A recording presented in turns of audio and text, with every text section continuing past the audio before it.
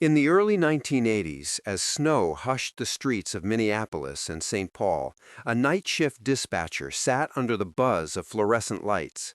Past midnight, the line clicked open, and a high, sobbing voice cut through the static, pleading, "Please do not talk, just listen."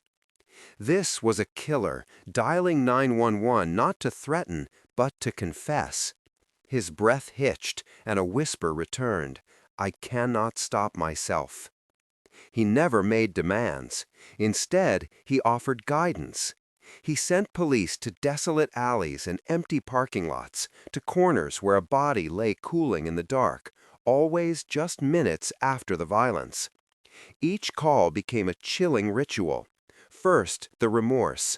"I am sorry for what I did." Then, the cold instruction. "You will find her there."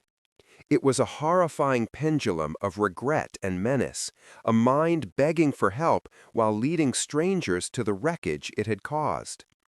In our modern world, saturated with emergency audio and true crime content, these recordings remain uniquely unsettling.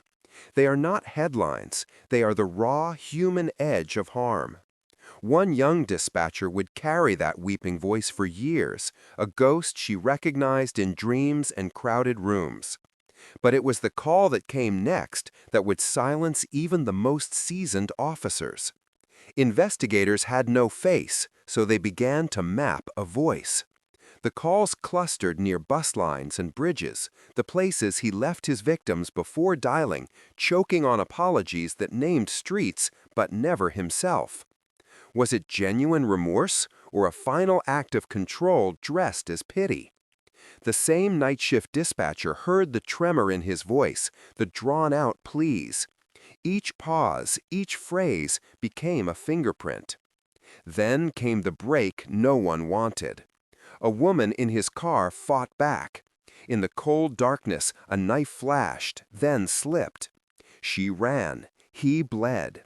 He stumbled to a phone and begged for an ambulance, his own voice now cracking with real pain. The dispatcher on the line knew that sound.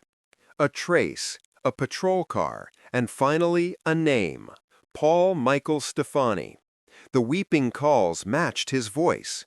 In court, prosecutors didn't just point, they pressed play. Jurors sat in stunned silence as the whimpers and place names traced a path of terror across the Twin Cities that could not be denied. Those recordings live on.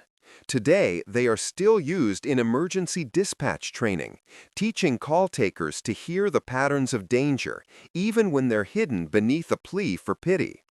The creepiest fact is not that he confessed after each murder. It's that his cry for help only came when he was the one who was hurt. And there was one final call, made from behind prison walls, that would change everything they thought they knew.